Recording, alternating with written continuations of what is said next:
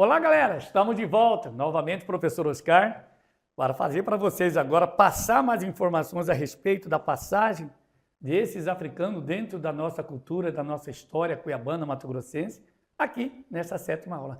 Portanto, eu convido e convoco a vocês a assistirem todas as aulas anteriores e essas que ainda estarão por vir, porque vocês vão ter, então, as informações que precisam premiar sobre a presença africana, não só no Brasil, não só nas costas do Brasil, não só no trabalho da monocultura canavieira, mas também no processo que nós chamamos ciclo do ouro.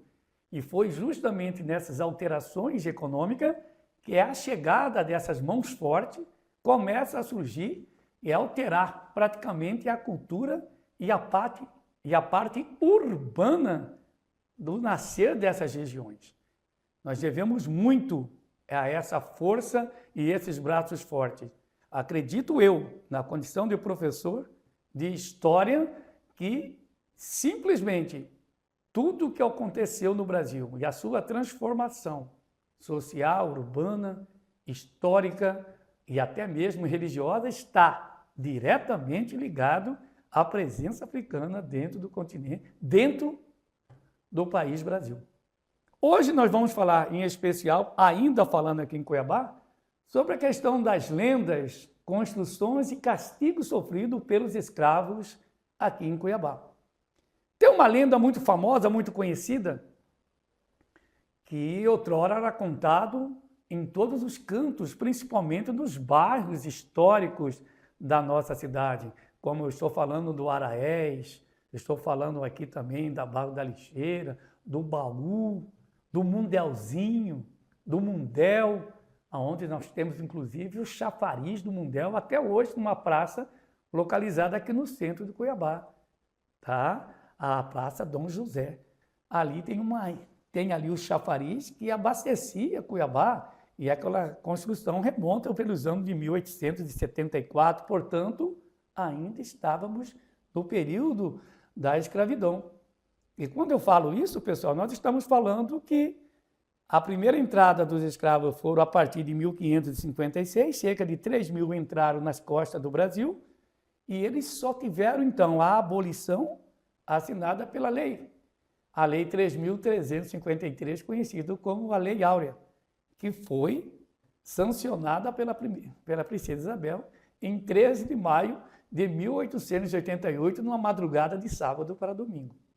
Portanto, o chafariz também teve a presença da mão forte ainda escrava. Mas nós temos algumas lendas que está aqui no coração de Cuiabá, num local que é denominado erroneamente de Ilha da Banana. Nada a ver. Aquele local nunca teve plantação de banana alguma. Então, erroneamente, alguém saiu redefinindo as regiões históricas de Cuiabá aqui no nosso centro. É errôneo. É uma extensão que existia do Morro da Luz até ali a parte da Colina do Rosário. Elas foram recortadas para fazer, então, essa passagem para que os carros pudessem descer para o centro e outras que pudessem subir visando a Tenente Coronel Escolástico. Perfeito? E ficou, então, essa pequena porção de terra entre essas duas áreas, entre essas duas vias de passagem de carro. Aí surgiu a ideia de colocar o pseudônimo de Ilha da Banana. Erroneamente, mas estamos a tempo de reconsiderar e corrigir esse erro crasso. Como assim? Essa região, ela nutre uma das mais fantásticas lendas da nossa história. A lenda da alavanca de ouro está diretamente ligada ao período da mineração de Cuiabá. Há alguma corrente que defende que isso pode ter ocorrido em torno de 1770. E o que é essa lenda? Essa lenda diz que, como havia naquele local um grupo de escravos trabalhando em busca do ouro, teria sido localizada uma peça em ouro no formato de uma alavanca. Só que ela estava ainda numa profundidade inalcançável. Então precisava ainda mais aprofundar o buraco para se chegar àquela peça. Alguns poderiam ter recusado, visto a dificuldade que era para se chegar. Mas surge a figura do proprietário, que ainda a história não revela o nome desse cidadão, que vai dizer bem claro que gostaria e queria aquela peça para ele. E vai colocar todos os escravos disponíveis que ele tinha para buscar aquela peça para ele. Então, à medida que os escravos começam a fazer as escavações e vão aprofundando ainda mais na busca daquela peça em forma de uma alavanca, eles vão também esquecendo um detalhe sobre a questão da segurança em relação ao buraco que estavam fazendo. E isso era exaustivo o trabalho. O proprietário não abria mão nem mesmo da segurança. E quando mais eles afundavam e profundavam dentro desse buraco, mais colocava em risco a sua segurança. E isso vai acontecer. Vai desmoronar tudo e todos os que ali embaixo estavam foram subterrados. Ficaram todos com tudo que foi caído em cima deles. Havia gritos, pedidos de socorro e depois calor.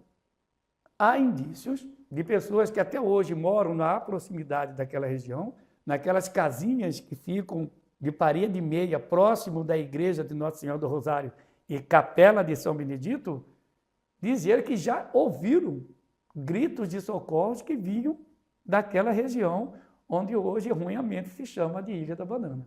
Então, é uma lenda, porque não tivemos registros históricos confirmados para dizer que esse fato ocorreu. Mas o conhecimento, a lenda urbana e o conhecimento popular da antiga Cuiabania sempre dizem que alguma coisa de verdade tem nessa lenda.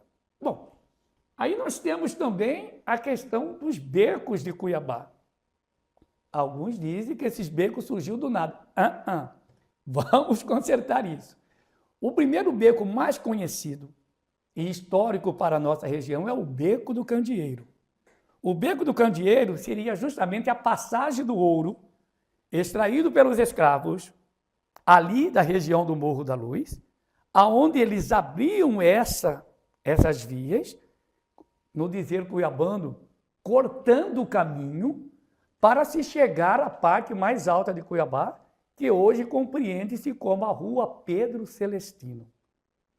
Pedro Celestino é aquela pequena rua que passa em frente ao prédio, tá, onde compreende a Prefeitura Municipal de Cuiabá, o Palácio Alencastro. Então, para eles fazerem essa subida o mais rápido possível, eles abriram aquele espaço, aquele local, que ficou denominado de Beco do Candeeiro. E por que Beco do Candeeiro? Porque vocês colocavam, na época, o primeiro local iluminado de Cuiabá teria sido o Beco do Candeeiro. Era o candeeiro feito principalmente de barro, aonde você colocava algodão e usava o azeite do peixe. Azeite de peixe? Sim. Aqui em Cuiabá, os cardumes de peixe, principalmente lambaris, tá, eram utilizados para você tirar o óleo, e esse óleo era colocado como combustível nesse algodão, que depois era colocado o fogo e ele ficava iluminando, então, todas as vias por onde os escravos passavam. Essa via compreendia do início ali do Beco do Candeeiro, rumando em direção reta e até a Praça da República. Perfeito? Que outrora era denominado Lago da Matriz. Então, foi o primeiro local iluminado com candeeiros feitos de barro, umedecido com óleo de peixe, nos algodões, onde era iluminado. E na parte da manhã eram apagados.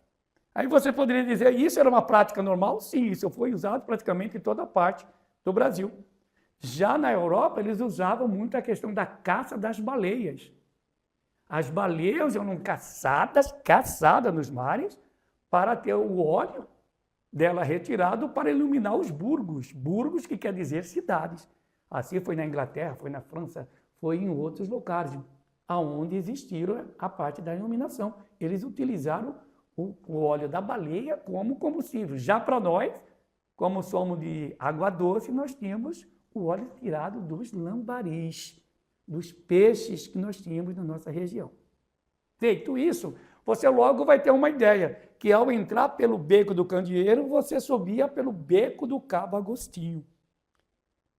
Cabo Agostinho foi justamente um cidadão que era praticamente um carteiro que existia em Cuiabá, que entregava as cartas para as regiões aqui do centro histórico da cidade.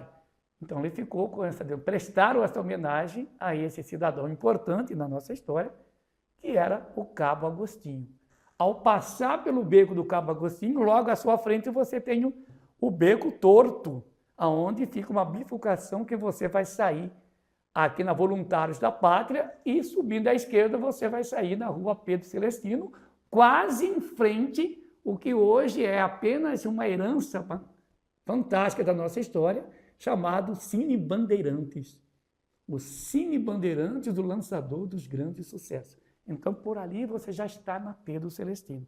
Então, os becos foram abertos, provavelmente por esse grupo africano, para possibilitar a chegada do ouro justamente aonde estavam ligados essas famílias que eram os seus proprietários. Perfeito? Essa foi, então, a parte dos becos que nós tínhamos aqui em Cuiabá. Surge, então, a consciência e a consideração das ruas para mostrar a elevação das categorias sociais que havia em Cuiabá. A Rua Pedro Celestino, ela ficou conhecida como a Rua de Cima. A Rua Engenheiro Ricardo Franco, Calçadão Engenheiro Ricardo Franco, chamado de Rua do Meio. E a Rua, o Calçadão Galdino Pimentel, que foi um governador do estado de Mato Grosso, ficou conhecido como a Rua de Baixo. Rua de Cima, Rua do Meio e a Rua de Baixo. Rua de Cima, Pedro Celestino, Rua do Meio, Engenheiro Ricardo Franco e Rua de Baixo, a Rua Galdino Pimentel. Essa Rua do Meio, ela foi denominada de Passagem das Pretas. Ué, como assim? Passagem das Pretas devido ao seguinte, que um escravo nunca entrava ou saía pela porta da frente de uma residência. Saía sempre pelos quintais, pela porta dos fundos.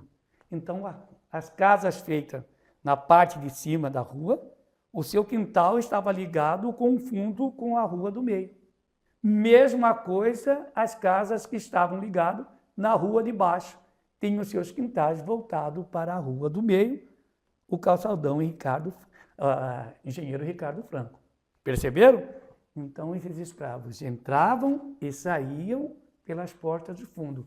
Essa via ficou denominada de Passagem dos Pretos, que lá na frente passou a ser chamado de Rua do Meio. Passagem das Pretas. Para você ter uma ideia, o quanto isso foi interessante até na formação da nossa própria Cuiabá, que a topografia é completamente disforme. Certo?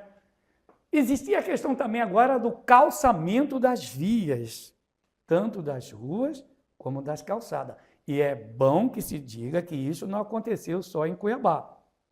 Você vai pegar a parte da Bahia, você vai pegar em Minas Gerais, em Pernambuco, você vão ver muito a questão da pedra sabão, como é chamada aquelas pedras meio escuras. Ou seja, os escravos,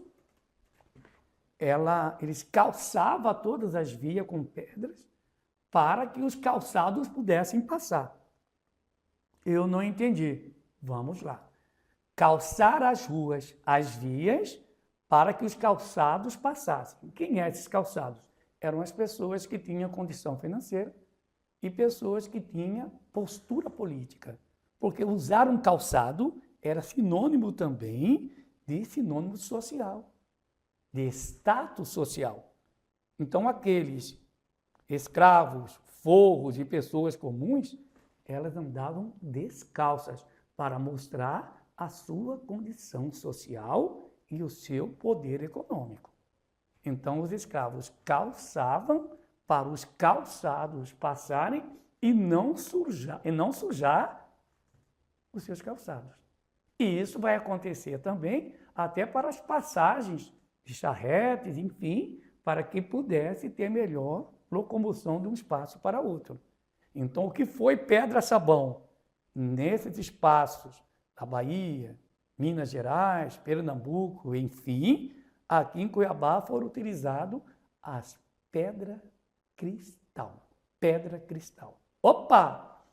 Não ouvi falar sobre isso. Calma. A pedra cristal são aquelas pedras que vocês encontram nos leitos dos rios. Principalmente se você for no rio Cochipó, vai lá no Cochipó do Ouro, você vai encontrar demais. São aquelas pedras brancas que você encontra em toda a extensão dos rios. Essas pedras eram retiradas, colocadas em carro de boi e levadas então para as vias para que fossem calçadas as ruas e as calçadas de Cuiabá. Por isso que em muitas fotos antigas você vai encontrar o calçamento da cidade com pedras que foram tiradas do leito do rio Cochipó. Chamaram de pedra cristal. As pedras cangas, que é a pedra mais escura, é colocado para fazer o alicerce dos casarões que foram construídos. Então teve todo esse pormenor utilizado pela mão de obra africana. Então dessa forma que foram feitos, então, exatamente. Aí nós temos também a questão dos castigos. Se não bastasse a forma dos seus tratamentos nas minas, que eram pesadíssimas, é bom dizer para você que quando tinha a questão do pelourinho, como é a questão aqui da Praça da Mandioca, ou conhecido como Praça Conde de Azambuja, ou até mesmo mais recente, Praça Dona Bembem. Quando eu falo Dona Bembem, eu estou falando de Constância Figueiredo Palma. Dona Bembem, a mãe do ex-prefeito Rodrigues Palma.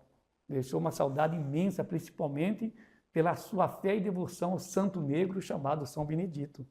Era na sua residência que era feita as maiores festas em tradição e em devoção ao santo negro chamado São Benedito. Ali, naquela Praça da Mandioca, tem um pelourinho onde os escravos eram castigados. Castigados? Sim. Aqueles que tentavam fuga, aqueles que eram conhecidos como rebelde, o que causava danos à moralidade da cidade, ou aqueles que eram taxados até mesmo como ladino, sofriam então a questão do chicote nas suas costas, ali naquela praça. E era convocado toda a população para presenciar esse momento. Você vê o tamanho era a rigidez que era com a conduta com esses escravos. Então eles eram chicoteados para que os demais escravos e aqueles proprietários deles tomassem o cuidado para que futuro não viesse a acontecer também.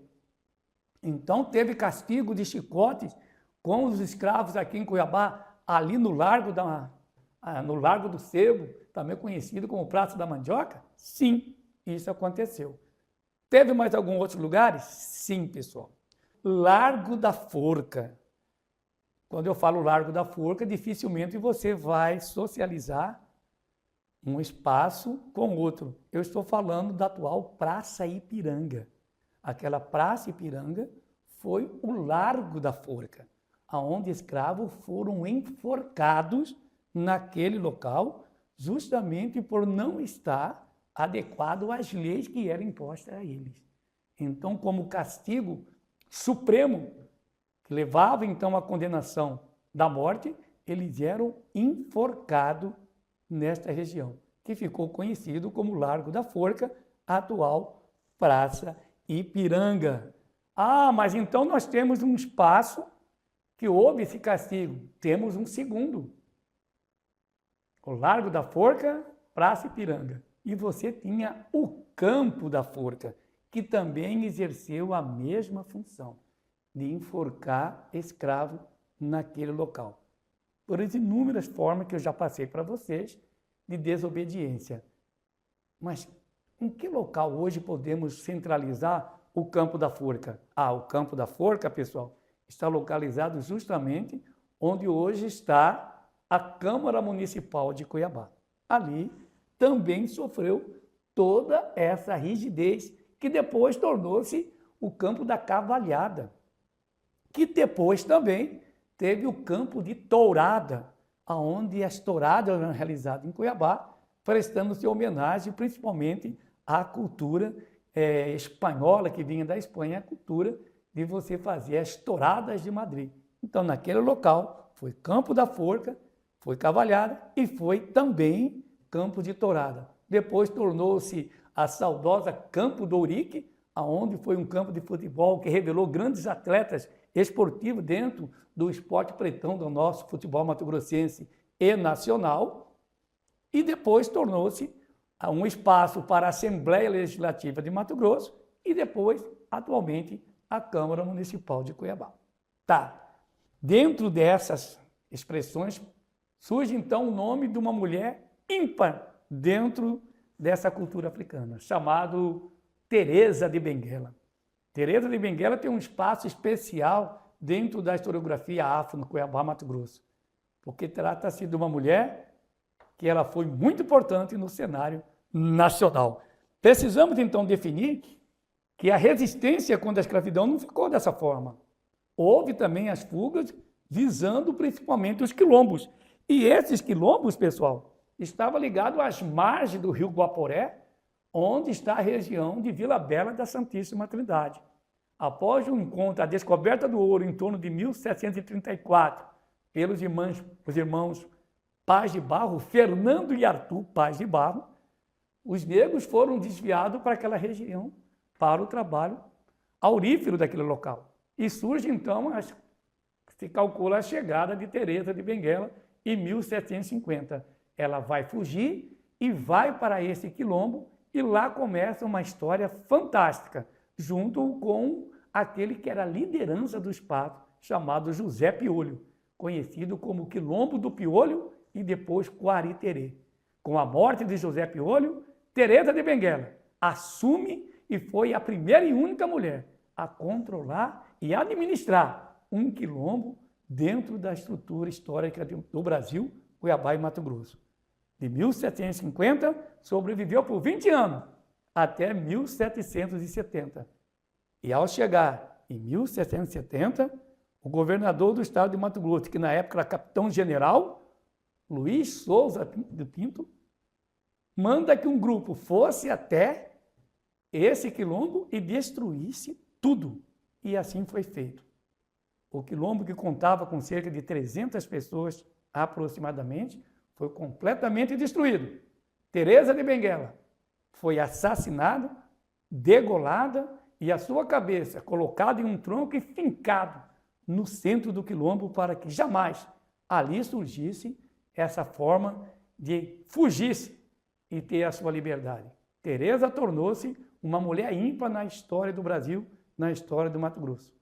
Em 1994, surge então no Rio de Janeiro uma das 7 maiores maravilhas do mundo atual, que é o Carnaval, a agremiação do Viradouro, quando Joãozinho 30, o saudoso Joãozinho 30, levou para a avenida o enredo Teresa de Benguela, a rainha negra do Pantanal, fazendo o Viradouro ficando em 3º lugar naquele carnaval. E o dia 25 de julho, conclamado ao dia de Teresa de Benguela, para ali prestar homenagem às mulheres negras e caribenhas. Em nome de Teresa de Benguela, agradecemos pela história. Valeu, Teresa! Valeu, povo africano! Professor Oscar, a gente se encontra na próxima aula.